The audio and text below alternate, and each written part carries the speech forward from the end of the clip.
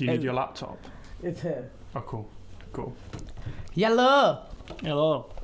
Welcome to DM Talks, a podcast to promote well-being and assist healing, whether that be physically or mentally or spiritually. Ultimately, we just want to be seen in our entirety. I can't do it anymore.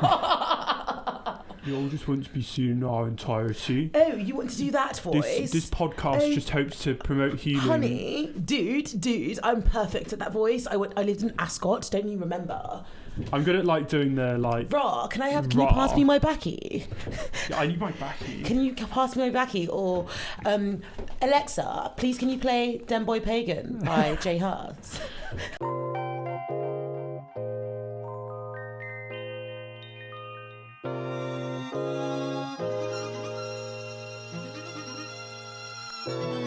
Welcome to DM Talks, a podcast that aims to promote well-being and assist healing, whether that be physically, mentally or spiritually. Ultimately, we just want to be seen in our entirety, and this podcast hopes to show listeners how multifaceted they are. We're all the centre of our own universe, so why don't we do more to better our own existence? Boom, boom, boom, boom, boom, boom.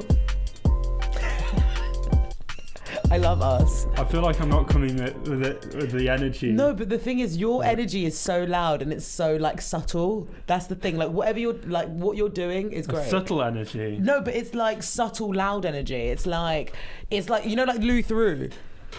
He has a subtle, loud energy. I love Louis Theroux so much. Exactly. You're my Louis. Did you see his new revisiting Tiger King? Yeah, I haven't watched it, but I will watch it because the thing really is, good. I couldn't watch that Joe Exotic thing, but I could watch Joe Exotic getting interviewed by Louis Theroux. So. Yeah, it's really interesting. It's so interesting to revisit it, because. Did you see the one on Netflix? Yeah, I couldn't get through to it. I just found it was really weird. Kind of showed maybe Carol Baskin in a worse light than what she's actually is. And I don't know, maybe because obviously Joe didn't get pardoned. Yeah. So yeah, but I think there's possibly a good reason. No fair. It was a lot. I just don't fuck with the idea of having big animals and that. So after I literally think I only got halfway into the first episode. I don't think I even watched. Yeah, I mean ultimately. I'm going to be controversial saying this, but I think Carol Baskin might be right. Okay. For me personally... I bet someone who's going to listen to this podcast is going to be like, oh! How dare you say that? No, I don't know. I mostly agree with Carol Baskin. I don't necessarily agree on the zoos thing. I think that zoos they are a tool for preserving species, but... you have to do it right. Yeah, I mean, but I don't... But it's better than keeping tigers in little cages but Joe does. I don't agree with zoos in, okay, so I don't understand why I can see a giraffe in London. That's not right. That's not right. I understand zoos in the country that they're in, or even, nature reserves that you walk through. They're just doing their own shit. You might see them that day, but you just go through with, a licensed professional, or, not licensed professional, but a tour guide, or someone who knows their shit, or just someone who knows more than me, but I'm not influencing their day or not influencing their habitat. Yeah, I get that. I think that's fair. I think that we should be more willing to fund what's it called? I think we should be more willing to refund reserves in the countries that are actually we want to preserve the biodiversity in. Yeah, that's... obviously in Africa has a huge amount of biodiversity and a lot of cool animals that we don't really have much of. Yeah, the UK's dead for that shit. Yeah, I mean, we have cows and we have pigs and stuff, and that helped us in the Industrial Revolution, having animals that were tameable that we could put behind fences, but they're not very thrilling. Really pointless. Yeah. Well, oh well. I'm sure we'll get there, or we'll just move. Yeah. Let's just move country. Yeah. I want to get land in Ghana. That sounds nice. It sounds amazing. This isn't my chill. dream board. Yeah, just sort of have a little villa. Yeah, just build like a little villa. estate, because like Yeah. I'm sure there's like a lot of places. Yeah, I just want to buy set up. land which is near the coast, or like not that long a drive to the coast. So then like I can just enjoy life and live That'd be happy. nice. Honestly, like I was watching this video on Naomi Campbell. She has a house in like Kenya. Is she it's Naomi? Oh no, sorry. Naomi Campbell is the black woman. She's like one of the, like she's a supermodel. She's like one of the biggest models ever, and she's British. So I was watching a video of Naomi Campbell the other day, and it was said to her like, "What's your smile when you come back from Africa?" And her smile has been like this since Yeah. like, and that's what I want. I want to be smiling like that. I want to be happy in the motherland, but we're in a panoramic right now, so travel is a nagwan. But we move. You're listening to a good podcast. You're enjoying your day. I'm sitting here with Josh, and yeah, we're having. Well, I'm just happy to be here. I always am. I think that like with the podcast, it's just an opportunity to wind down, see your pals, just like like reflect on your week and stuff. But you don't actually realise it until we're in this bit. Yeah. Like sometimes it's like faffle. It's like, oh, what time are you free? Am I free? Yeah. Like how's work going? Do you know what I mean? Like just standard chit chat. And then when you finally sit up, the incense are blowing, all of that shit. It's like, oh yeah, how are we? Yeah, it's like settling. Well, the DMC is the time to settle in. Yeah, that's true. So yeah, that's nice. Last episode, check it out. Yeah, no, I think it's about finding, like, I think that's a lot of people's goals, is to find a place in the world that they can chill and feel happy in. And I think for now, for me, I think Manchester's quite a nice place to sort of chill. Yeah. I can think of a lot worse places. How lovely has cycling been right now at the moment? Nice. It's been really nice. Honestly, like I've been starting work at like 7:30, 8 in the morning, and I'll cycle when it's like complete like dead. Like there's like 4 or 5 cars on the road, because I'm gonna have to be there for like 7:30, and it's amazing. It's honestly, cycling in Manchester is beautiful. It's just basically flat roads everywhere. And like, yeah, I like so living serene. in a flat place. I'm over hills. Yeah, I'm over hills. To be fair, I never was even on the hills that much, but like I didn't like them. I don't respect hills. Hills are not your friend. That's so funny, because I've been actually talking a lot about hills recently. I love it because we're fully digressing, like we're in the DMC, but why not? I've been talking about a lot about hills recently. I really like my hill. This sounds like such a weird segue, but we moved. Okay, so you know when people are like, oh yeah, that's my hill, I'm gonna die on that hill. Yeah. I really like my hill. I really like my hill because I nurture my hill. Is this hill a real hill or it's a metaphorical hill. It's a Sorry, I should have cleared that up. So like, you know when people are like, oh yeah, is this the hill that you want to die on? Yes. I love my hill. I love it. I love my hill. Sunflowers are growing out of my hill. Everything is beautiful on my hill, and this makes me a very stubborn person. It's funny because I've been having loads of conversations about this with people, because it's like sometimes you look over, you might peer over and you're like, oh, that hill looks kind of sick too. That hill looks kind of sick too. I could die there. But not even I could die there, but I could commune there. I could sit there. I can rest there. And maybe this is, maybe I'm slightly indirectly bringing this up in this podcast because it's one wellness attribute that I'm slowly unlearning, relearning, or whatever. And I've been talking about hills a lot because I've realised how much we put invisible rules on ourselves, or invisible sort of like conditions, or oh, I shouldn't do that because of this, I shouldn't do this because of that, and it's all because we all want to be on our own hill. But to have life, to do enjoyment, we really need to get off the hill and actually get into our comfort zone. No, out of our comfort zone, because that's where real strength can develop. Well, not real strength, but a lot of strength, because you have to rely on, something that's unknown, but also your agility to get out of it, or like your dynamic, your ability to get out of it. Just thought I'd say that, a little side note about hills. About hills? Yeah. Metaphorical hills. Metaphorical hills, yeah. What do you think? Yeah, I think... It's really random, sorry. It's an interesting way of thinking about psychology. Yeah. The hill, the metaphorical hill of the mind, or range of hills. Yeah, because that's the thing, we have so... Oh my God, have I ever not told you about the reason behind this podcast? And clouds.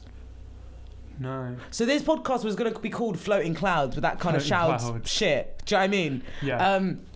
Anyway, okay, let me sit down properly on my chair and explain. People who are watching visuals, you're in for a treat. People who listen to audio, just close your eyes and picture this, okay? So we walk through life, right? We're walking through life. And we go on top of our hill, we come down our hill, and we walk through life. Hills can be trials, hills can be tribulations, whatever it is, we walk through life, yeah? But we have certain clouds that obstruct our pathway, obstruct our focus. So let's say politics is a cloud that's going to affect me, it's going to affect you. If you read about politics a lot, your cloud is going to be opaque. But if I don't read about clouds at all, it's going to be transparent, or it's going to be like 20% on like the gradient scale, right? Yeah. So as we go through life, everybody has all these different floating clouds. So like, let's say you got racism as a cloud, right? As a dark-skinned black woman, my cloud is 100% opaque. It's a thick cumulonimbus. It's a thick, it's literally dark, like it is literally just 100% opaque. It's about to thunder or snow. Do you know what I mean? It's about to thunder or snow. Like, I know about fucking race. However, let's say if it was a white person, your cloud could be like, it could be completely 0%. It could even be minus 60. It could even, your cloud could not even be there because you don't know people who've experienced it, or you're not in the same world that makes you available to that information. But maybe, I don't know, well, we've been through the pandemic. You saw all the controversy and mental gymnastics people have done about the Meghan Markle and the Harry situation, and then that could have prompted the cloud. And now your cloud is like at 1%, but it's an outline there. Yeah. Do you know what I mean? And like, this is my concept behind DM Talks. We're walking through life. We're walking through... It's another reason why every episode is a different facet, because I'm exploring a different cloud. It's like, okay, feminism was this week, confidence is that week, and like confidence is a cloud that everyone fucking needs. Everyone. But like how I present my confidence is different to be how you present confidence, but we're gonna need it in this little flesh suit of ours, so we're gonna have to sort of grit our teeth and learn how to do it anyway. Or like, even with focus, that's something that we all need in life, regardless of your sexual orientation, your academics interest, your creative pursuits. It literally doesn't matter. It's just something, a cloud in your human experience that makes you, well, enjoy life. We're not all seeing the same clouds in exactly. the sky. We're not all the centre of our own universe, right? No.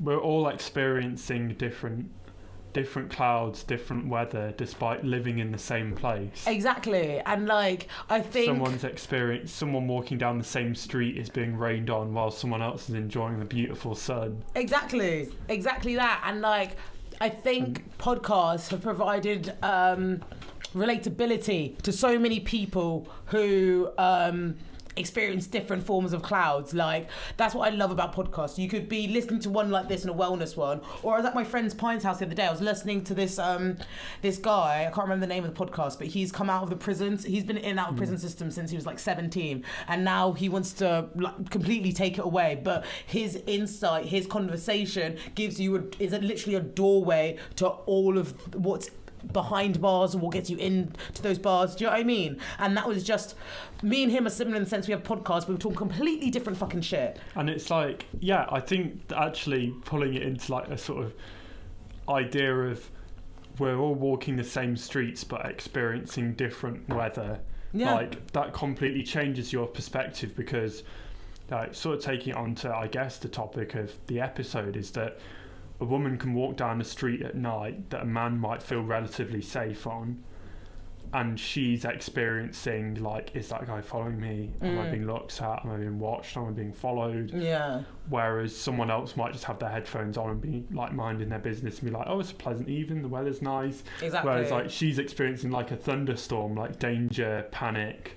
Whereas someone else is experiencing just a chill evening with a light breeze. Exactly. And it's like the same walking down every street. Like someone like might get onto. I was watching the $.Seerah, like one of her things. $.Seerah. And She's she was hilarious. saying when she got onto the train, how a woman went, first class is in that direction, like second class or standard class is in the other end. No, she was like, you're in the wrong section, or something like that. I think she said, standard class is that way. Oh yeah, to them, yeah, which is just like so.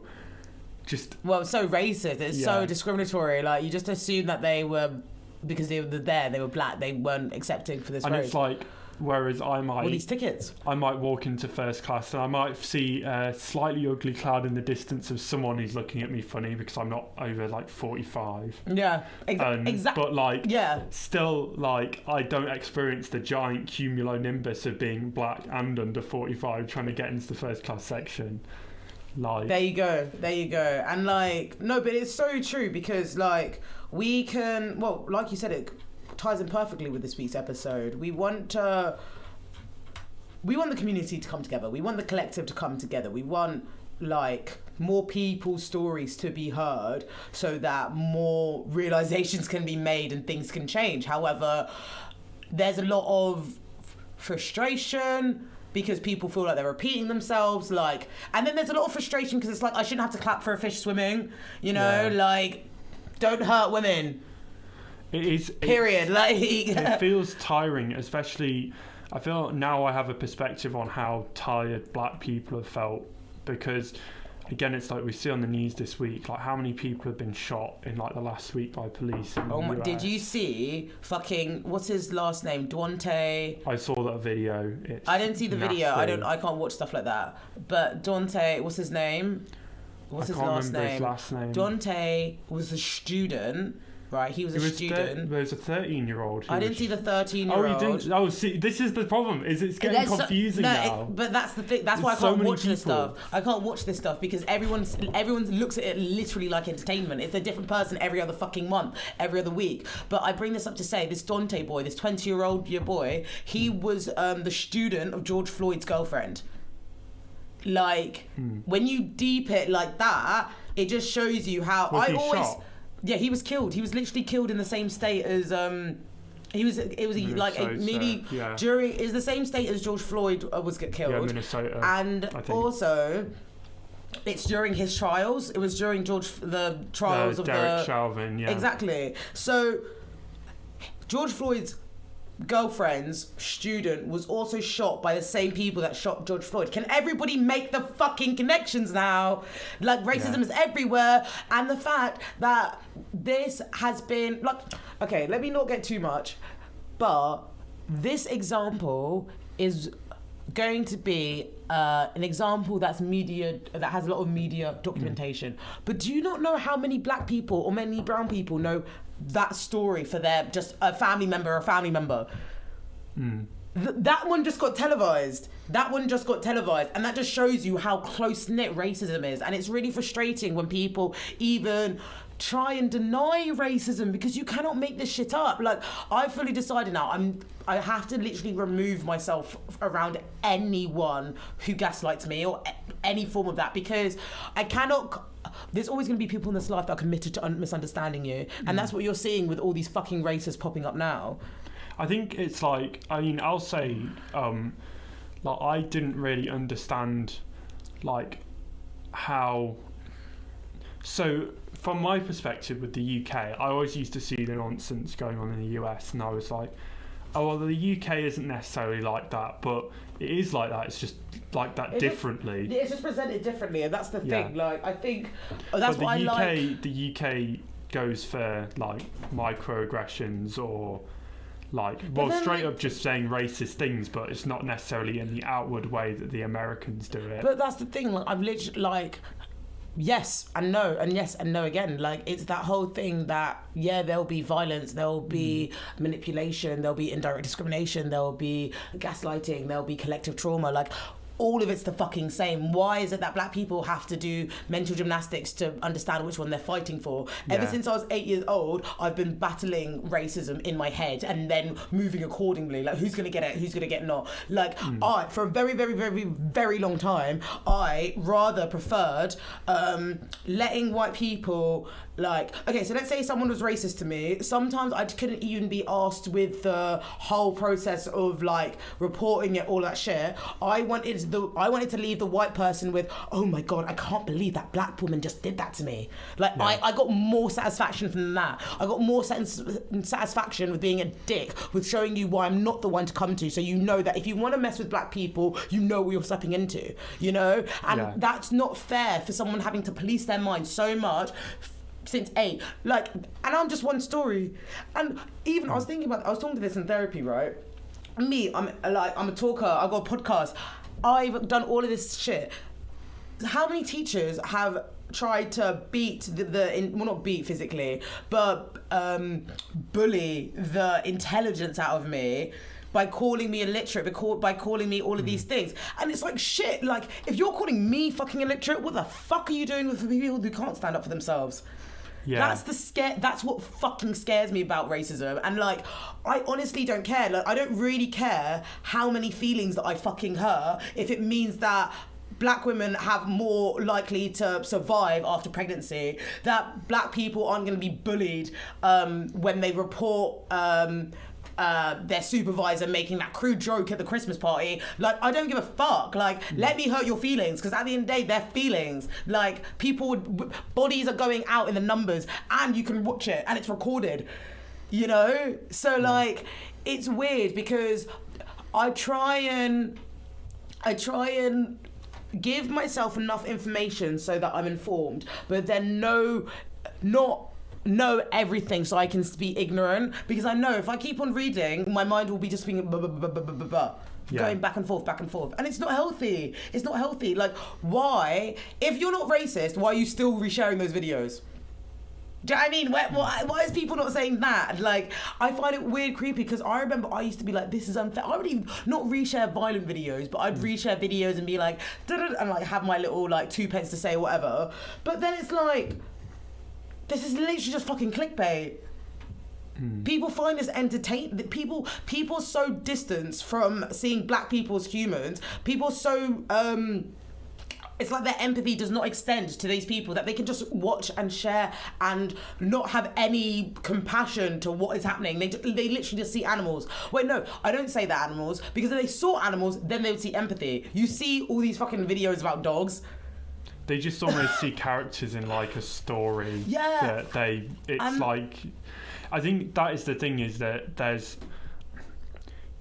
think there's a line between, I think some people are angry and want to see something happen, to see the people who are responsible come to justice. Yeah. And I think sometimes people like want to see other people sharing that anger and that frustration, and I think it's not always easy to distinguish between the people who are just finding it entertaining and the people who are genuinely angry and want to see something change. There's literally like, so what you just described, the in-between stages, there's literally a book that's just come out to help people find that. It's literally called What Can White People Do Next? And it's like from allyship to like companion, like, I can't remember the name now, but it's just like the information is there, and it's just people's choice now. It's what we said last week with Fix Up and Look Sharp. It's literally the the Hanged Man. It's changing perspective. It's what you're going to do with that perspective. How are you going to use that alignment that you found from within and reflect it on the outward, you know? Yeah. But we should probably get into the divine, shouldn't we? Been chatting away. Yeah. Forgot about the first bloody segment. This is the divine. This is a segment where we nominate a good thing. What would you like to nominate for this week's divine? I want to call this icons supporting icons, but not necessarily as in celebrities, but of like different communities coming together to support each other who may have typically had differences. Like, you've got obviously the black community and the LGBT community has previously been, like, obviously there's a lot of crossover between the two. Of course, I mean there's black queer people, so there always will be. There have been the LGBT community has been occasionally discriminatory towards people on the basis of race, and on the other hand, people like from minority communities are sometimes discriminated against LGBT people, often because they might have like more conservative, might have come from more conservative backgrounds. But now I think we're seeing that along with many other communities, like people with disabilities, people from other countries. I think we're seeing a lot more people now coming together and saying we need to put aside our differences and realise that in the eyes of society we're all seen as lesser, and we need to campaign for that not to be the case. And we need to, yes, we come from different parts of life, we have different problems and we have different goals, but we all need to support each other and share and work with each other, because at the end of the day, the roads that we all want to, our destinations might be slightly different, but the direction that we're travelling is essentially the same, so we might as well help each other out. Yeah, no, my mum always used to say to me, Sarah, everyone's learning the same thing, but we take different routes taking it. And I think, if we're in similar directions, let's help each other out. Let's go on the same route. Let's find the best route. No, let's find the best route. Yeah, let's push our resources and forwards. No, it's all good. I love that. I want that, but I also want people with more things to share their things. Yeah. And I think obviously that will come in time, but let's say for every collaboration you had other guy, like a silent partner who had dough or had resources. Let's not even just talk about money, had resources to bring about your thing. Sick. Because for the people who have been waiting to be seen, what do they get? Oh, well done, you're learning now. You were able to learn, you were able to use this for personal development. I was out here getting attacked, and that's not just, take what applies, innit? But I bring it up to say that for the people that have had to hold grace, keep smiling, through their grief, through their loss, through their frustration, through their discrimination, what can also be given to them in that period? Yeah, and I think, ultimately, it's a numbers game. You think that, the whole thing about a white, cis, straight man. Yeah. They are ultimately, when you cut it down to that, a small part of society.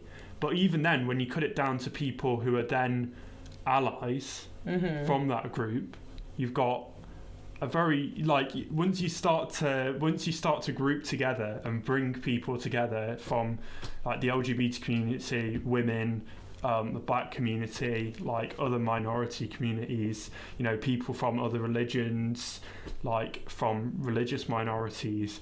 Once everyone starts working together and supporting each other, we're suddenly the largest group in That's true. That's true, but because there's so much internal conflict and still so much self-hate and horizontal discrimination, I do think that I think that's why I'm glad to see more working together. There's a lot of there's a long way to go, don't get me wrong. True.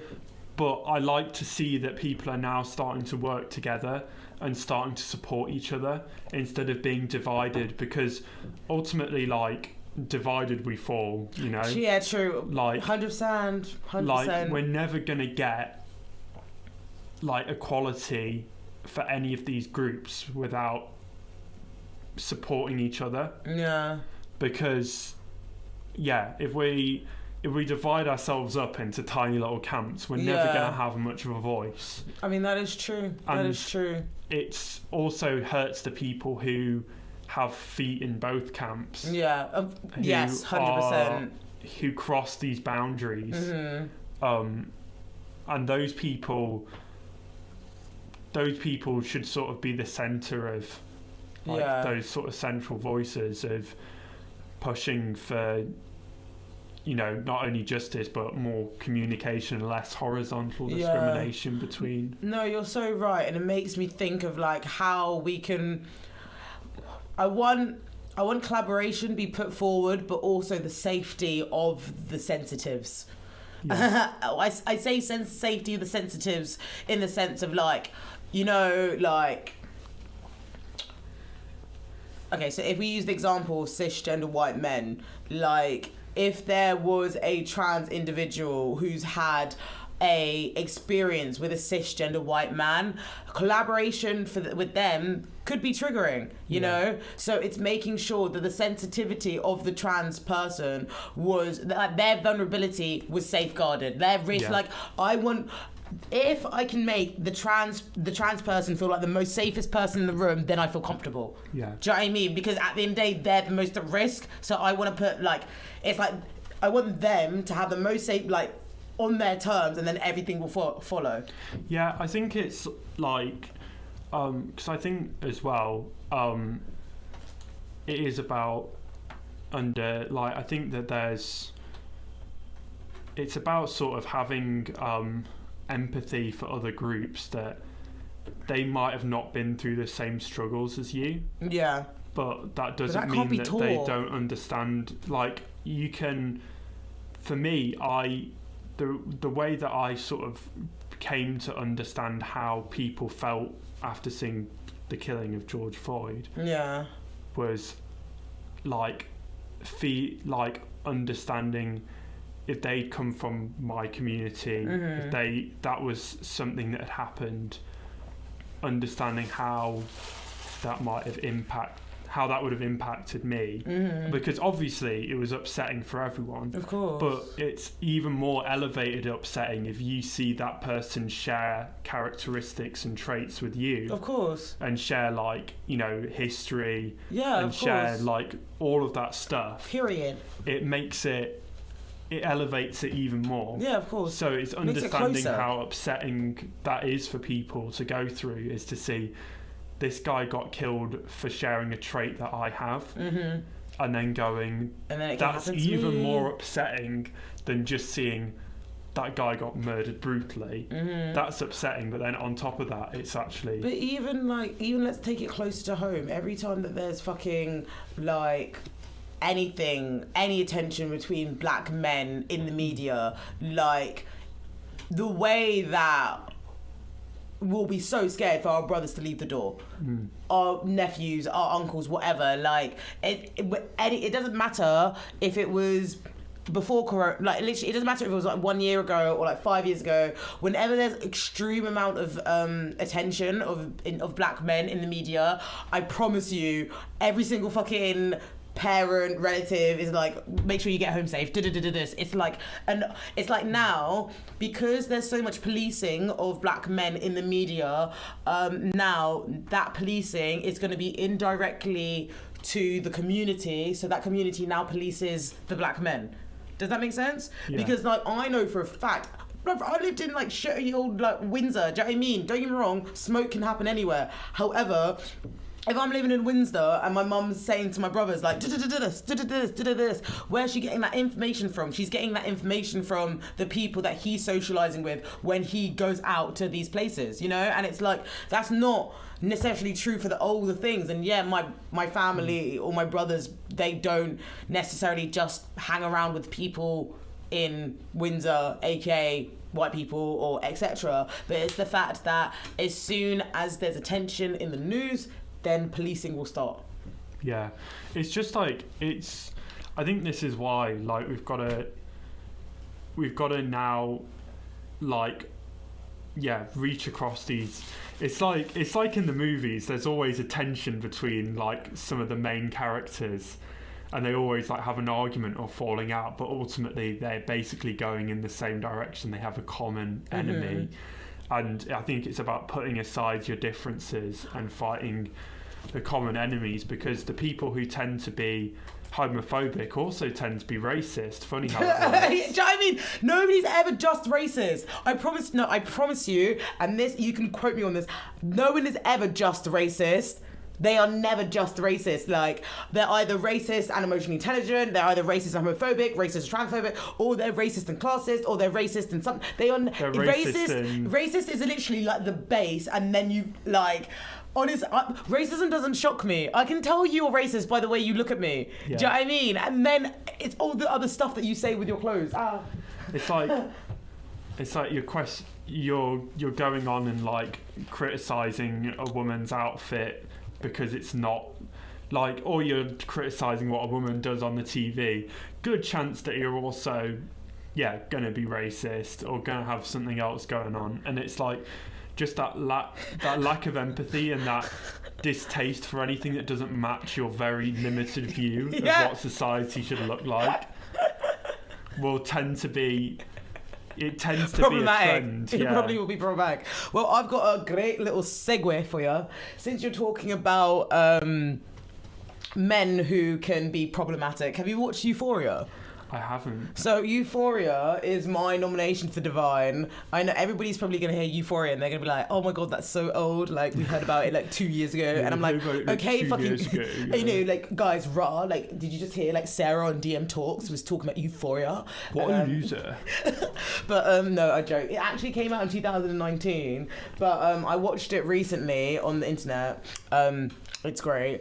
It is a show which explores how many people? Maybe like 8 or 10 people. It's like the cast of teenagers throughout their life. And oh my goodness, I fucking love it. Basically, I also got really famous because, wait, let me actually show you. I'm just showing Josh a sweet little picture. So basically, you see all this makeup. Oh yeah. So that's what this show inspired, loads of makeup. Oh, loads of looks and stuff. Yeah, so like, you know, in like 2019, you saw like more stuff like that. That was Euphoria. So basically, like, this is Maddie. She's one of my favourite characters. But basically, Euphoria is a show that follows the lives of some teenagers and is probably the most realistic depiction of what it is to have adult life for today. Like, these teenagers have go through a range of issues, whether it's like consent, drug taking, sex work, discrimination, like, or pressure, like even fucking, you know, nudes and all of that controversy of like sex, revenge porn and stuff. It covers everything, but in a really realistic and also gritty way. And it follows, you know, do you know who Zendaya is? No. So she's a really like well-known actress. This is her. Oh yeah.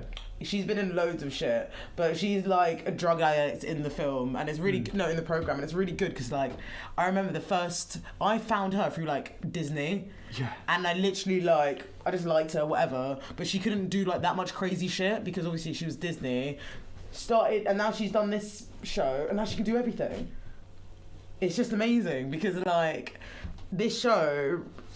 She's a drug. I don't want to spoil too much, but she has a drug problem. She falls for her best friend, which is Jules. Jules is a trans woman. Jules is also involved with sex work, and I don't want to. Let me not give too much because I really, really encourage everyone to look about it. But she basically has to deal with. The violence of the real world, as fucking trans people have to do. And there's this one boy called Nate Jacobs who wants to. I don't want to just say embarrass her, but he wants to humiliate her. He is so shocked by her. He is a white, cisgender, conservative man. He encourages his girlfriend to dress a certain way. He likes the fact that his girlfriend is a virgin, that he can protect. Yeah. And Jules, who's a trans woman, a makeup student, who's just a baddie, completely baffles him because it's like, oh my God, you're everything that I want to be. Like, you are being just your authentic self, and I have to do training. I have to follow these strict codes that have been left for me with my father and my it's such a beautiful show. They don't the show's not gendered as well, so throughout the whole show you're able to like learn as the characters as people, and everybody gets enough attention. And what you were saying earlier with that whole idea of having a cisgender, like white man and sort of the connotations that explores was really depicted well in the show, because it showed his power, but it also showed his fear, it showed his illusion, it showed his scarcity, because he was so frightened from stepping away from this line, stepping away from this code. You see him battle with his own forms of internalized homophobia, because he realizes that what his world isn't the world of others. And it's that terrifies him. That's the thing with, like, especially with trans people, is that it can make a lot of people feel uncomfortable, because they're like, they start to question their own. But this is actually kind of hilarious, is that because they are attracted to them, but because of their own viewpoints, they don't see them as the gender that they are. That then makes them think, wait, am I, like, gay because of that? So it almost works against them in a way, because they can't just accept them. But how self-centered is that? How self-centered do you have to be to look at someone outside of you and then change your whole opinion, your whole, like, perspective, to then criticize the person outside of you just because you're not comfortable with yourself? That just shows you how mad you are. Like, trans people are some of the most courageous, beautiful people in the planet, and for you, this is what I mean. Like, I'm not resting easy until trans people feel comfortable. I think even when we talk about race, when we talk about gender, when we talk about all these social issues, like, there's so many people that deal with these issues but are worn out, tired from the violence that has dawned upon them. So I want to make sure their safety, their mental well-being is being looked after, then everything else can follow. You know? And that's why I really like this show, because this show depicts so many people, like teenage drug dealers, teenage drug takers, even the pressure of the character that I talked about. You know, this Nate Jacobs guy. His family is so conservative. His family is so intense. His relationship with his dad. Actually, you know what? This is a great segue to the next segment, which is Decoding the Messes. Decoding the Messes is where we unpack something that we consider mess, whether we can see online or offline. This week's episode is called Educate Your Son, and we're just discussing a few things that we would like men to know, but also the collective to know, because we understand that we have to come together to move forward, but equally, like, I've been learning the same thing for a long time now. What have you been learning? Are you at 60%, or are you at minus 300 and I'm at like 60%? We're not at the same waiting field to come to an appropriate middle. So I wanted to use this opportunity to learn about consent, learn about gendered aggression, learn about sexual violence, learn about sexual assault, or even prompt people to, like, just think more on it, because, well, Sarah Everand, rest in power, that story really just shook me. It shook the world. It didn't just shake me, it shook everyone. And I think that her death should never be in vain. I want to talk about this in all forms, because I don't want women to be so fearful when they leave their house, and that's a common occurrence. Like, that's not going to move. That's not going to end with listening to this podcast, but it can also contribute. So that's why me and Josh are talking about, how we can educate your sons. And I also want to say, like, I think that a lot of men shouldn't see this as an attack. Oh, 100%. Because I think that obviously, while women are the main focus, and because I think a lot of the problems sometimes come when people go, oh, what about the men? Yeah, not all men. Fuck off. But it's like, yeah, we recognise that, but it's like the same with Black Lives Matter. Like, we've got to recognise that, yes, not all white people are treated equally, yes, but, like, we've got to also recognise this group is disproportionately affected. Yeah. That doesn't mean, though, the men aren't affected by these issues, but it means that we also have to recognise that women as a group are disproportionately affected. Yeah. And I think that, like, we need to, like, by opening up this dialogue and talking about this, as a man, you might also be able to recognise some of the things that may at some point happen to you, and you might not realise that you're being... Exactly that. Exactly fucking that. On what you just said, it's like, you wouldn't say, if I said, oh, the police kill black people, you wouldn't say, not all police. Yeah. You wouldn't fucking say it. So why do you have the you have the vim to jump in and say not all? I promise you, if you know you're good, if you know that you wouldn't do no harm to people, if you know you wouldn't intentionally hurt others, this message isn't for you. But if not all evoke something, then you need help, my friend. Yeah. You need help, because it just shows you how ignorant the person wants to be.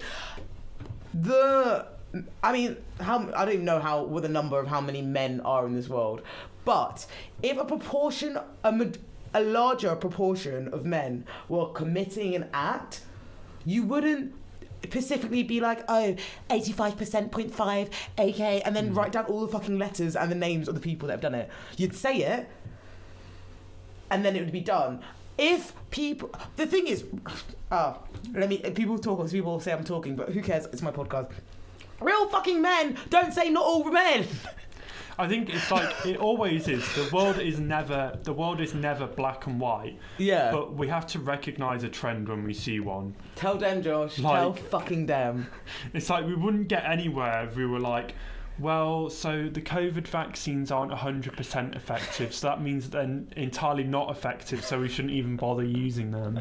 Oh, so it's like we have to say the COVID vaccine is mostly good, and it's like we also have to recognize trends when we see them.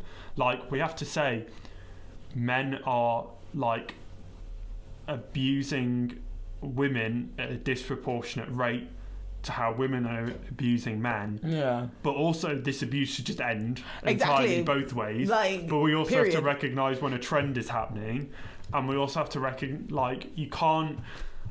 Yes, maybe not every single police officer. Maybe some I'm sure there's a lot of police officers who believe in protecting their community and everyone in that community. Yeah, but we also have to recognise the trend when we see one, which is that, unfortunately, there is a lot of incidents where black people are treated unfairly by the police, and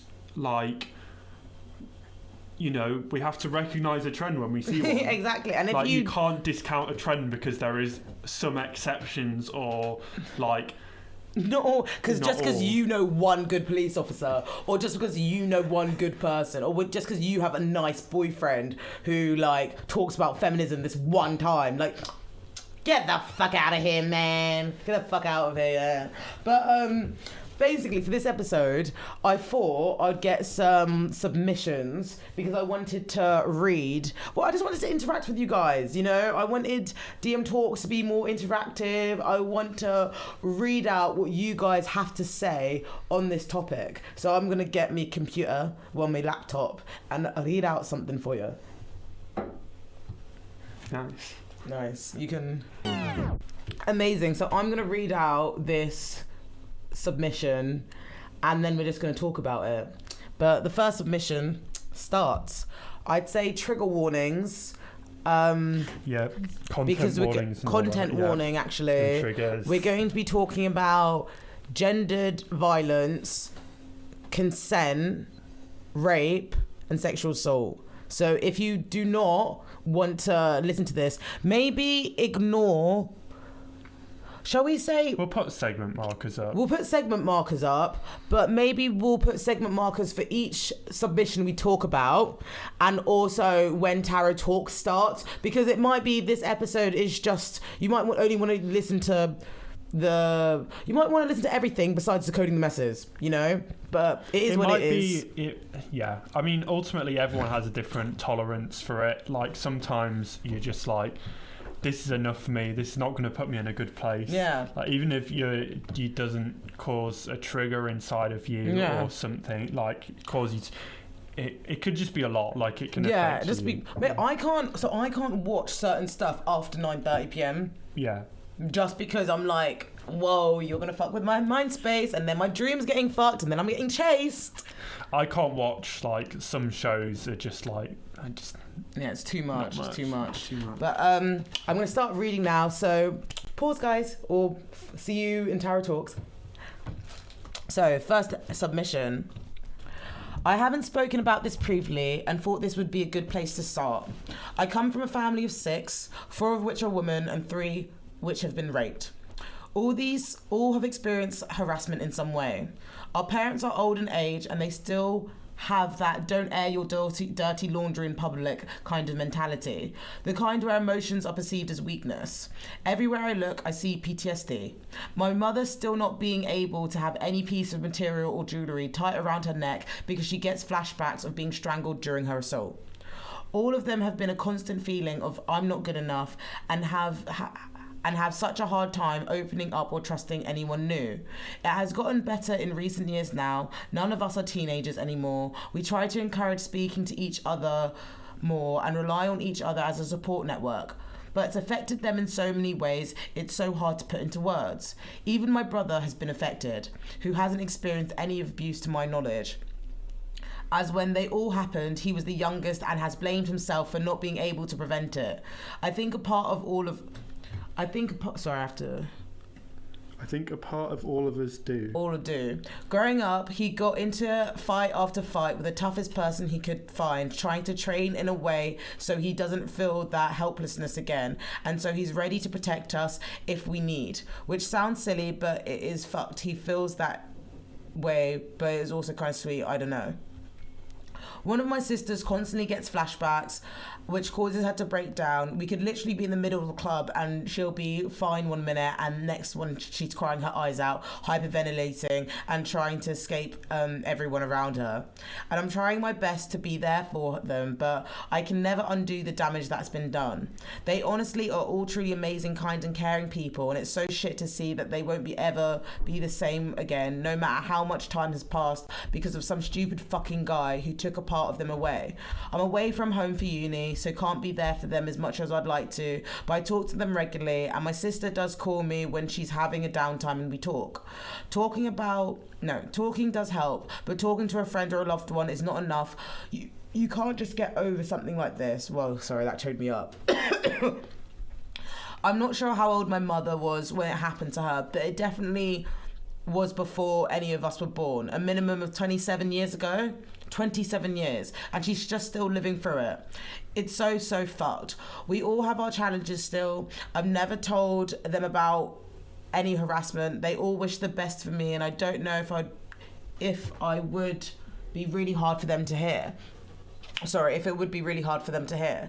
But there has been times when someone has gotten inappropriate and even I hadn't said anything, which I'm normally incredibly outspoken.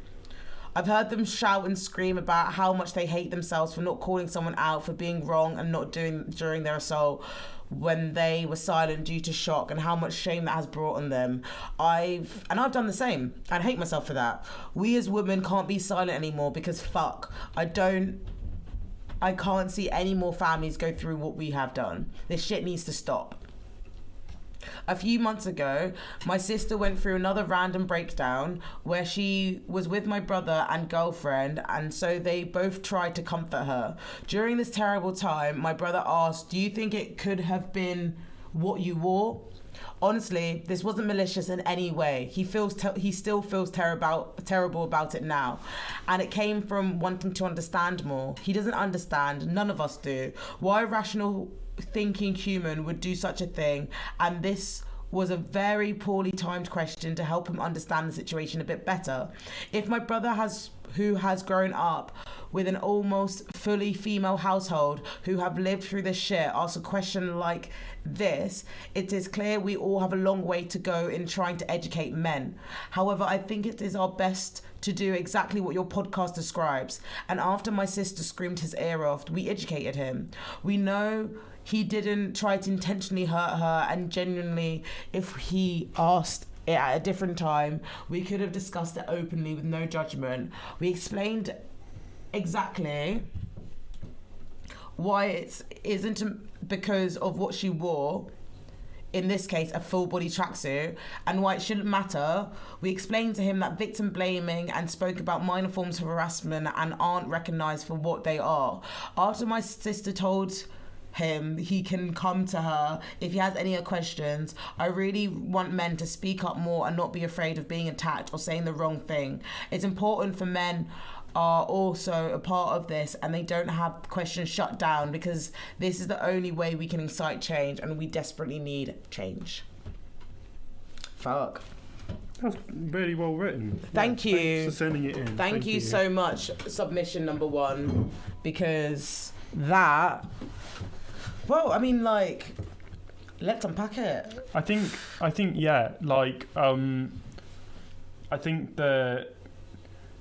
being able to have women say their perspective and understand, like, that women don't always process things or won't see things in the same. And this is the same thing with, like, the clouds, right? It's like, you might think, oh, this thing that I'm doing, I don't want to say, because this definitely doesn't happen a lot of times. I think a lot of people do know that they're doing something wrong. Mm-hmm. But sometimes someone might be having something that they think is consensual, mm-hmm. and see, and it's like with clouds, like they're experiencing a completely different situation to what the other person involved is experiencing. That said, I feel like a lot of people do a lot of mental gymnastics to get around the fact that they're actually doing something that's hurting someone, and that they're acting inappropriately, and they're doing things that are, I think as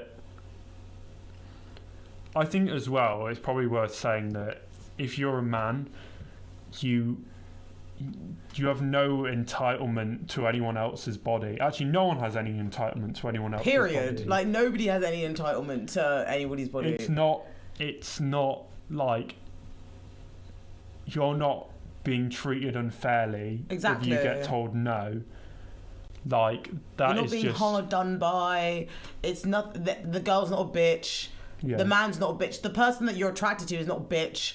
Like, they literally do just not want you. You need to get an ego check if you think that it's that personal, because it's just weird because people are so selective with who they hang around with. I mean, like, Corona's just exacerbated that, because now we're actually choosing who do I want to spend my time with.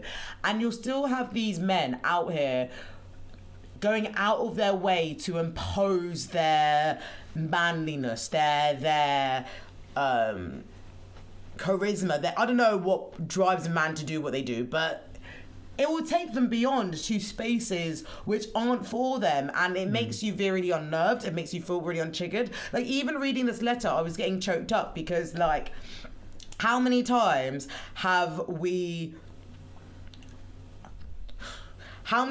do random external things trigger us? Like, okay, so I'm being so fucking personal right now, but someone who has been violent with me was suggested to me on LinkedIn the other day. Yeah. Do you know what I fucking mean? There's no protection for that. That's just something that I was aware of and I had to let it go. He's not in my space. He's not in my circle. I don't choose to be in his environment, but he was suggested on LinkedIn.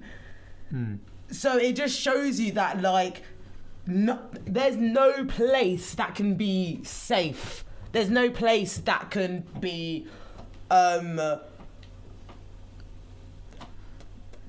there's no space is free. Like, where's the safety? I wanna also think, because I wanna pose this as, like, do we need to, like, change the way that we deal with, because I think a lot of people are scared of talking about it because they're scared that if they talk about it, that's going to reflect on the person who did it to them in a way that's, like, really, I think a lot of people are scared about talking openly about their experiences of who did this, who didn't do this. And I think that, like, and not being taken seriously when they do talk about stuff. And I think that there needs to be a way that there needs to be a new way that these men that are causing these problems can be approached and dealt with. Have you heard of restorative justice? Yeah, I think that we need to follow something like that, because I think a lot of people are scared that if I come out with this accusation, I'm going to completely ruin this guy's life. And I don't want, but not saying that they don't deserve it, but saying that people are scared that if they come out, that, like, a lot of people are just scared to speak out because they don't know how that will reflect on them. Yeah, they're scared of being blamed themselves. Yeah, completely. I think because that's the thing. Sorry, go on. I need to not interrupt. I think that if we come out with, I'm gonna spray some of this. I think that there should be a way of approaching people. Oh, I shouldn't have done that. There should be a way of approaching people that says, actually, you need to get help and you need to get education and you need to learn about this as an opportunity to make sure you don't engage in this behaviour. Mm-hmm. And if they don't respond to that, then look at other ways of dealing with it. Mm-hmm. But I think that there needs to be a better way of holding people accountable and making sure that they know exactly what they've done wrong. They know why what they've done is wrong, and they need to know how to avoid doing it again. Yeah. And I think that the sooner that happens in their life, the better.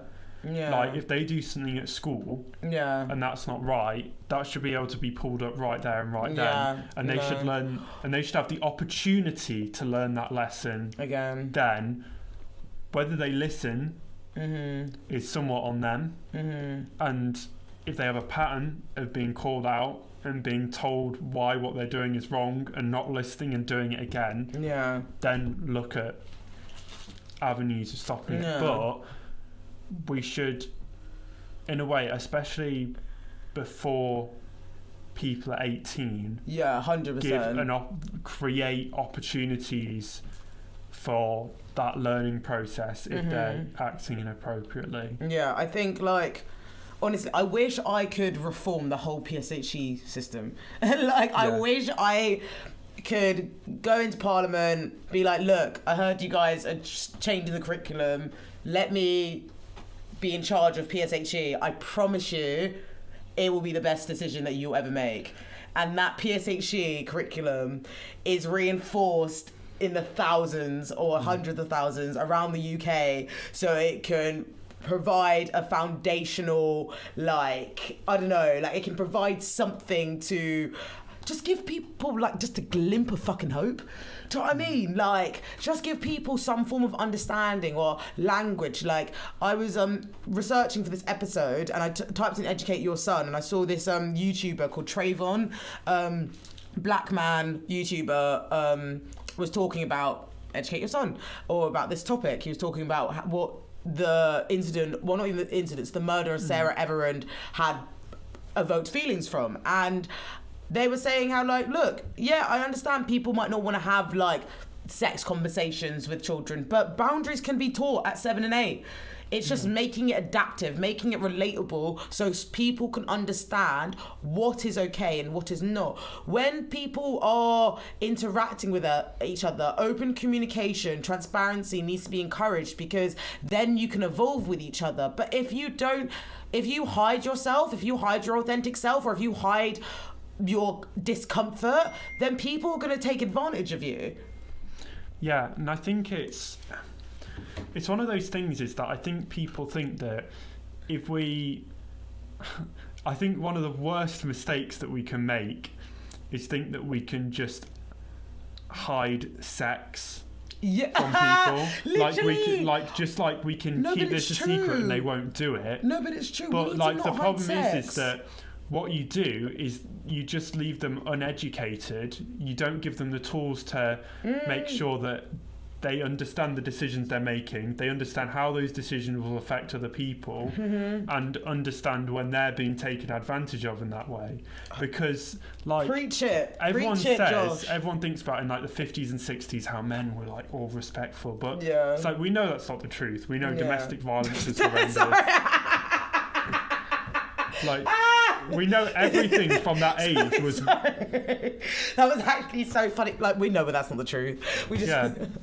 It's like we know now, and I think that the media is representing like this era of like when things were seen as respectful and we didn't talk about these things. That was worse. Yeah. And in a way, now things might feel disastrous because we are having these conversations, but the very fact that we're having these conversations show that's how far we've come. It doesn't mean we don't still have a long way to go. Exactly. But I think now we're starting to move through the tunnel again. The light isn't there yet, but we've restarted and we're moving towards the end of the tunnel. Like again, like, we're not gonna clap for a fish swimming. Do you know what I mean? Like, I know people who don't move mad. You know, we're people that don't move mad. We know people that don't move mad. So we know that it's possible, right? Yeah. We know that it's not rare, right? However, because consent and patriarchy is sort of, I mean, boys are given clout, like, I hate that word. Boys are given like. No, but it's true. But like, boys are given so much attention. Boys are praised. Boys are rewarded for doing the bare fucking minimum when we're in school. Honestly, like, going to. Well, you know what? Let me not say that, because the thing is, I'm quite fortunate in the sense of I have so many guy friends from a very, very young age. Like, I'm talking about 10, 12 that I've like learned to grow with, I've evolved with, I've seen them. Don't get me wrong, I've cussed them the fuck out, but I've also like sat with them whilst they've cried on my shoulder, right? Yeah. I know so many women that don't have guy friends, like, and they literally don't have guy friends, and I'm like, I don't like, obviously it's calm, like, do you like, I love, you know, women are everything. I love female friendships, don't get me wrong, like, they're my guys, but like, also I also don't have this like extra for men, because I know men can come in all forms. Yeah. Do you know what I mean? I know men can come in all forms, but if you're only dealing with men in, let's say you're you're in a heteronormative relationship. No, you're a heteronormative woman, and you're only dealing with men in the dating region. Your perspective of men is going to be very fucking different to mine, who's also grown up with men, who's worked with men, who's cried with men. Do you know what I mean? Obviously, all men are not the same, but I'm sure you get what I point. Yeah, I think that it's and it's also recognizing, and I think this is why education and understanding is so important, because I think that it's only through, because I think that if we work together on establishing these boundaries, then I think that we can also be more. We can also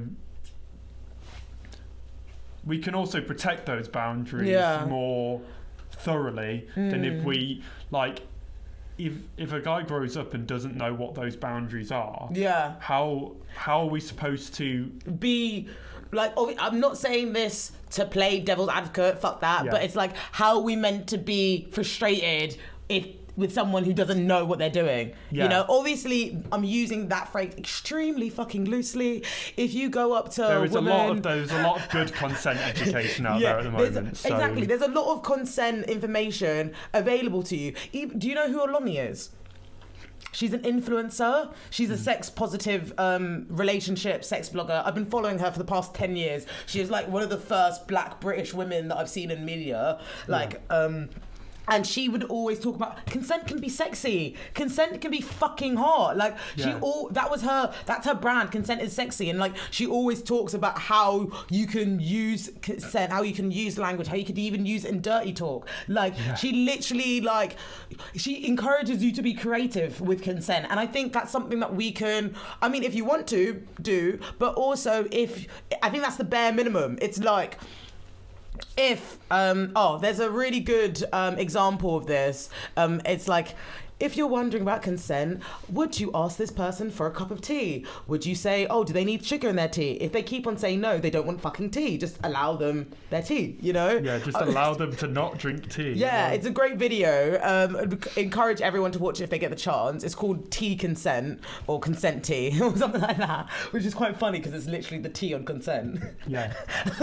But it just made me realise that, like, information needs to be put in relatable terms to be digested, right? However, to unearth sexual trauma, to unearth gendered violence is going to be painful. It's going to be traumatic. Like, even this application, the submission said 27 years her mother didn't speak out. Like, that's 20 years of being silenced. 7 years that she has been silenced. And has she internalized that information? Has she dissociated it away out of her mind? Has she, like, there's so many different questions you can now ask because of someone not wanting to speak out.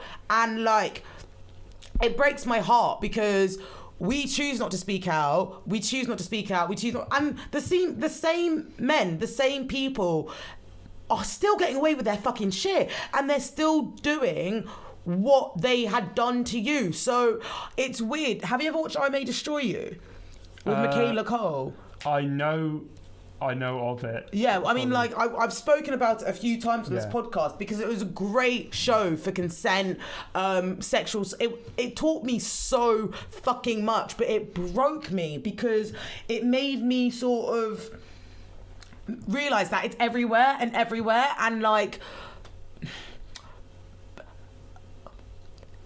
being from like East African background where traditional conservative values were encouraged in the home, not in all homes, but in like a culture like, oh, the man's the patriarchy, the man's this, and like, I'm not like that at all. I'm not that like that, period. Like, I do my own thing. If you want to join me, if you don't.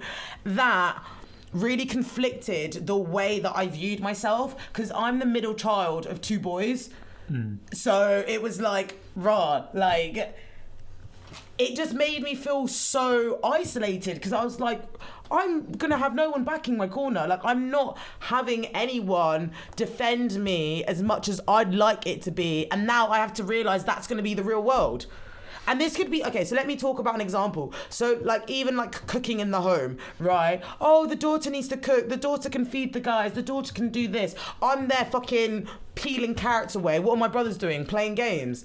And now you're trying to tell me that that's reflected in society, but by the pay gap, by something else. Like, I was just annoyed when I was pulled I was annoyed when all the girls were pulled to the kitchen to help with cooking, let alone the fact that now I'm going to live a life where I'm going to deal with that as well as fucking pay. Are you mad?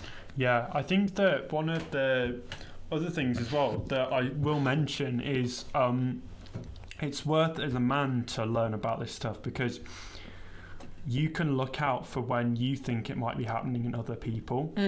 Because I've had situations before, and I won't reveal too much information, where I've had someone tell me about something that's happened to them, and I've gone, wait, let's step back a minute. That's not right. Like, even though you feel like this, you're telling me this. You're telling me this, and obviously you felt and it's hard to say, you felt maybe annoyed by it or frustrated by it, but actually that this behaviour is not just like annoying, it's actually problematic. And it's like this behaviour sort of violates, you know, what we think of like enthusiastic consent, which is sort of why it's useful as a man to learn about this stuff, because if you learn about this stuff, you can notice when your boys friends, are doing it, or whether your friends, whether they're women, whether they're perpetrators, or whether they are the victims. 100%. Like, you can help try and notice it, and you can help. And it is hard because, especially if you're trying to call out friends and stuff. Yeah. But also, just start off by not playing a role. Like, if you think that there's problematic behaviour, don't engage with it. Yeah. Don't be a part of it. Like, if there's like something happening where they're just trying to, have sex with as many women as possible, but in a way that they're sort of being pushy, they're sort of being anything like that. Like, just start by not engaging in that behaviour and saying, look, I don't think this is like, just sort of like pull back and, like, I get that like situations there can be a lot of pressure to like conform, but you need to start by, at least at bare minimum, not engaging in that behaviour yourself to fit in. Yeah, number one, I mean, don't engage in that behaviour. But also, try and talk to your friends and try and say, actually, this isn't a great idea. We shouldn't do this. Like, see, it's weird. Like, I remember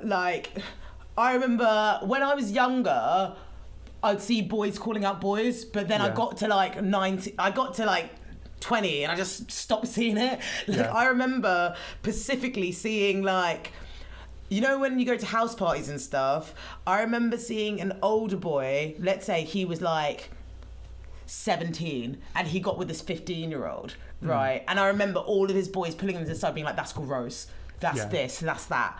Do you know what I mean? And like, because I was around energy of like directness, oh, you do something, let me pull you out on it.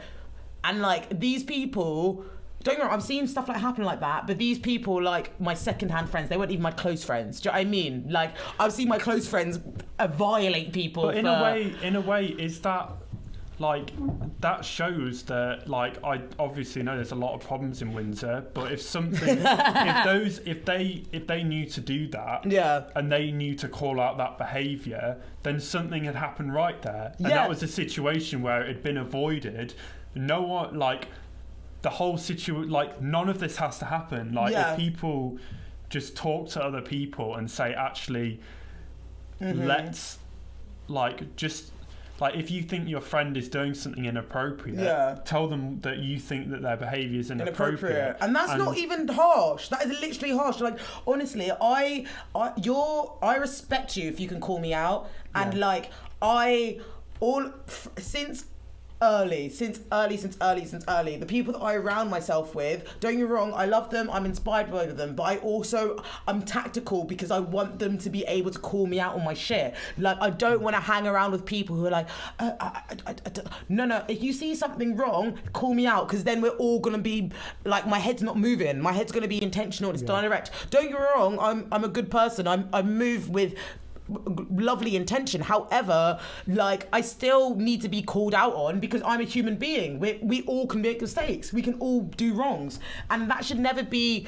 People shouldn't shy away from that. That shouldn't be scary. That shouldn't be intimidating. Like, if your friend calls you out, they're calling you out of love. They want you to do better, and that's why they're pushing you for more. Don't get me wrong. If someone's criticising you all the time, evaluate who you're getting your advice from. But shit, if it's something that you know that isn't great... It's great. It's like, but if someone's criticising you all the time, or if a lot of people are criticising you all the time, maybe it is you who is the problem. Oh, 100%. Like, no, but it's true, because, well, you're the common denominator then, aren't you?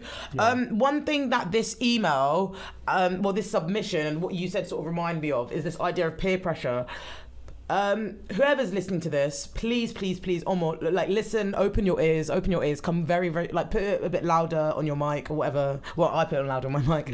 But listen, peer pressure can come in a multitude of forms. It's not always, Code, let's do this. Okay. Oh, you're boring. It's come not on. like those videos that like it can literally. No, but it can be as slimy and sly as your quote unquote nice friend being like, oh, come on, please. Oh, come on, let's do this. No. That is pressure. You're hiding it by a sly, smug smile. It's pressure. And I'm not going to stand here and make excuses for people, because that's the thing. I think all of us, when we were younger, we kind of idolize this like scary man, this scary rapist that's going to come out of alleyways. It can be your fucking friend. It can be your family member. It can be someone so close to you. And I get so frustrated and so angry because people don't realize how much this runs deep. Like, I didn't realize how many people get sexually assaulted until I got to uni. Yeah. Like, it's just like fucking that everywhere and everything. And you're just like, raw. So this is the world. All the things that we were scared, not even scared of, but all the things that we heard jokes about in Friends, all the things that we heard jokes about on TV about women men taking advantage of women and all of this stuff. So you're telling me it's all true. It's all true and we just have to deal with it because that's how life is. I think as well, like, I want to say is that it's... Ow. I just hit my ankle. Like Sorry, I'm getting into it. There's like the idea of, like, you know, the Chad in the film who, you know, is like really pushy and outwardly, like, and obviously that exists, that stereotype exists for a reason, but it is not the only avenue for misconduct in that way. I like how you said that Chad similarity, because if anybody here watches Euphoria, they're gonna see Nate is complete Chad. But the thing is, you usually in what TV would do, we'd see the Chad on the American football pitch and he'd be happy and popular and be promoted. But in this TV show, you see his arguments with his family. You see how he trains every single day and has no room for creativity. You see how he has no room to be his authentic self because everything needs to follow a line and a code. And that's why I really liked Euphoria, because it explored that cisgender white man as a multi-dimensional character. It's an opportunity to see that person as a human and not just because of the power that he wants, you know? Yeah, and I think it's like there's so many avenues for which like people can be sexually aggressive or abusive, and it's not just necessarily, you know, the sort of Chad type figure who's like, you know, really big and muscly and has like a lot of power, you know, whether that's friendships, money. It can be people who you might perceive as awkward, or you might perceive as, and they may have found a way that they can push boundaries because people don't see them as... Exactly. They don't see them as much of a threat. Yeah. No. So they lower their guard. Yeah. And then find themselves actually, you know, this is the, like, it doesn't just happen. Like, I guess it's like the sort of phenomenon of the soft boy.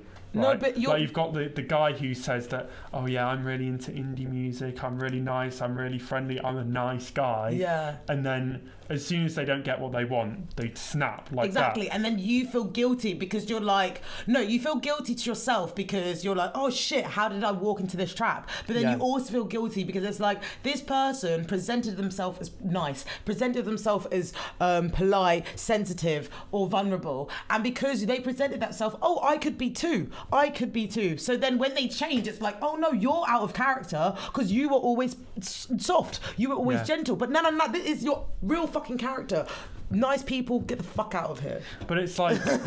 I don't trust nice people. Sorry, I'm going on a tangent. I don't trust fucking nice people. I'll tell you why. Because what the fuck are you hiding? Because the thing is, every person that I've met that has been overly nice has ended up being a dickhead. So what is that? Like, it's either they feel like they have to be nice all the time to compensate for when they want to be a dickhead, or they genuinely do it, but they don't realize they do it for enjoyment, but they don't realize that they're presenting and they're giving more than they need to. Because let's say now, I'm like, oh, everything's fine, like, don't worry about it, like, I'm gonna be really nice. Every little annoying thing that happens to me is going to be pew, pew, pew, pew. But guess what, bitch? It's going to be a fucking volcano, and then it's going to interrupt. And who's going to interrupt? To the people that they love and they care about, because they have no boundaries with them. Because it's like, if you give me an inch and I fucking take a mile with it, then my boundaries are now depleted because I want to be serving of you, but you've just emotionally manipulated me because I want it to be nice for you. I want to be nice for you, but when I want to be strict in my boundaries, you want to take that nice away and deal with spite. I don't trust nice people. I mean, you can, but I don't, personally. I think it's like, always be aware of the Trojan horse. Like, an abuser won't necessarily come in the form that you expect them to. And whilst those forms and those stereotypes may exist for a reason, they absolutely do not represent everything that's happened. Like, you have the idea of like the young guy who doesn't know boundaries and who's under a lot of peer pressure, and you have the idea of like the creepy 50-year-old man who's like, hey there, like, you know, but like, it like, spreads a lot wider than that. But like, where the fuck did we learn those stories, and why aren't things getting done about these stories? Like, I remember when I was a child, me and my friends would literally run past houses which we were like, oh yeah, that's the like, this actually sounds really, really fucked up now that I say about it, but fuck it, we were children, and I'm, in all honesty, talking it for the podcast. But let's say there's a man there, and he was like, "Oh, the pedo house." So we would run around. We would run past that house. Places like Do you know what that? I mean? It's like you'd walk past the street, and then it was that house, so you run past it. I'm sorry, but why the fuck is the pedo there? But then also, why the fuck is someone under the age of 16 knowing of someone like that there? Why hasn't, like, the police or youth worker or something in between, some form of fucking institution, welfare, police, I don't know, fucking get involved and sort that shit out? Because it could be a lie, but then it also could be a truth. I think that there needs to be, like, and this is the thing, is that we can't, with this one, I'm not saying that, and this might bring us on to the other one that you wrote about the justice system, is, I'm going to say, probably, whilst I don't think that there's the justice system won't play a role in dealing with this, because it absolutely will. I think that we need more than just the justice system to deal with this. Like, we can't. I mean, that's definitely true. We can't just rely on like policing and like prisons and everything to deal with this, because the problem's a lot more nuanced, the problem's a lot more complicated, the problem's like sometimes it's a guy who passes a boundary at a party and maybe, you know, it doesn't deserve going to the police or anything, but he still needs to be called out. He still needs to know that his behaviour was inappropriate. So there needs to be... it's like so let's say that guy that you said, so he didn't get called out the party, but then because he didn't get called out, he's able to explore more parties and do more things and then be pushed further because his no one checked him in that small comfort zone that he was in. But so he's been able to explore that comfort zone, push the boundary, and now he's out here destroying lives. And it's like, it's because I'm sure like no abuser is made overnight. Like, it will be a pattern of behaviour that will slowly get more extreme, and they'll probably, like, it's like serial killers. When you hear about them, you hear about the fact that they abuse animals, they act in certain ways. There's a lot of different things that lead up. Oh my There's God. clues, and what you need to do is you need to start following the trail of breadcrumbs before it becomes like just a giant blazing fire disaster kind of thing. Because and then you need to see, like, if you can it's so much easier to nip something in the bud before it blows up in your face. And it's like with Corona, really, like, it would have been a lot easier if we'd actually paid attention early last year and not let it get to the point where it's now just just become this huge issue. And I think it's like it's the same with people who are abusers, people who are violent. Like, they don't go straight to burying bodies under their floorboards on day one. There's a pattern of behaviour that builds up to this happening. So we need what we're in now. We just need to understand what the patterns are and how to dissolve them. Yeah, we need to intervene at the point that they're cutting up mice in the shed, rather than waiting until they're chopping up bits of bodies and putting them in a freezer. Oh no, I mean it's straight fact. The metaphors today are smack on because it's gonna help people learn.